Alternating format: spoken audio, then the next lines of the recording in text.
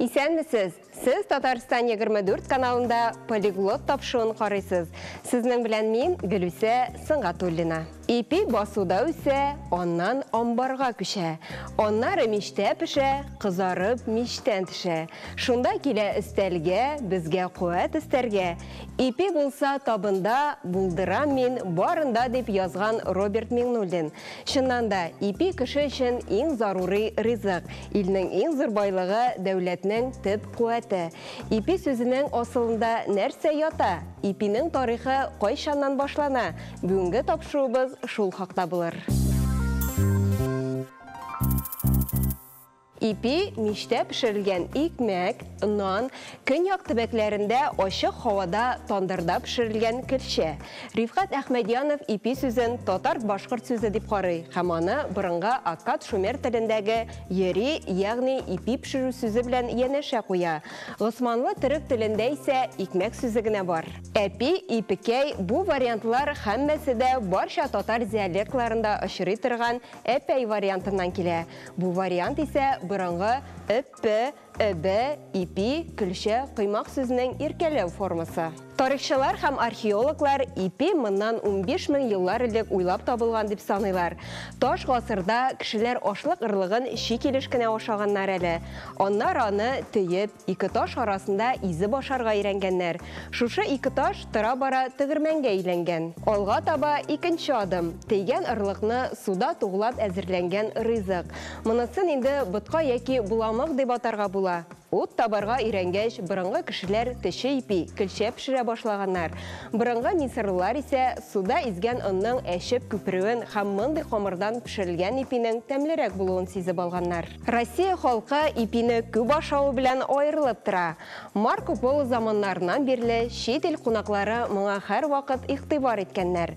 18-нче гасырда яшәгән рус тарихчысы Иван Болтин французлар тәүлегенә бер кадак ипи белән канәгатьләнгәндә, рус кешесе бер утыруда 2 кадак ипи аша бетерә дип яза.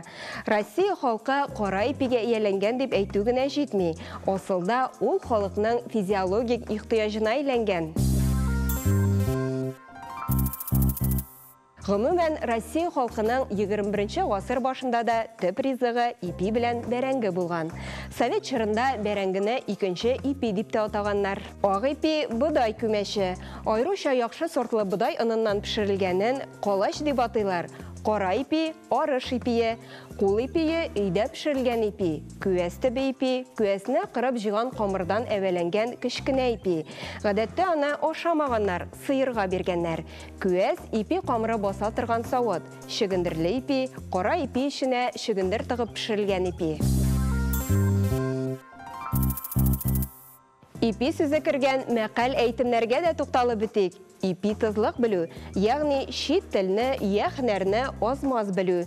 Ипи чертеп яту, бушка вакыт уздыру. Ипинең кадерен аз сызыклаган мәкалләребез дә шактый. Ипи белән тыз дару. Ипи һәр нәрсәгә баш. Арыш чәчсәң, ипи ашарсың. Ипи иң зур байлык. Ярты телем ипи бөтен дөньяга җиткән. Әмирхан ага Еники үзенең бер әсәрендә ипине яратып, кадерләп ипекәй дип атый. Гомумән, классик әсәрләрдә әлеге ризыкка карата шул кадерле мәдхия җырлана ки, ул заманда ипинең ни дәрәҗәдә кадерле булганын аңлыйсың. Әйе, бүген дә ипи табын күрке. Тик ипегәйгә карата мәдхия кылу бетеп бара кебек. Ипи пешерү дә Мөхәммәд Мәгдиев язганча тәүлекләр буена сузылмый. Эштән кайтканда кибеттән генә сатып алабыз. Киштәләрдә аның нинди генә төре юк бит. Әллә шуңа да безнең буын ипи кадерен аңлап бетерми кебек. Ипи барлык ризыклардан да өстен тора. Ул безгә яшәргә көч бирә. Ипинең кадерен белик. Шушының белән тапшуыбыз ахырына якынлашты. Бүгенге тапшу сезнең өчен файдалы һәм кызыклы булгандыр дип ышанып калабыз. Мин Гөлүсә Сыңғатуллина, сезнең белән сау булышам. Очрашуларга кадәр.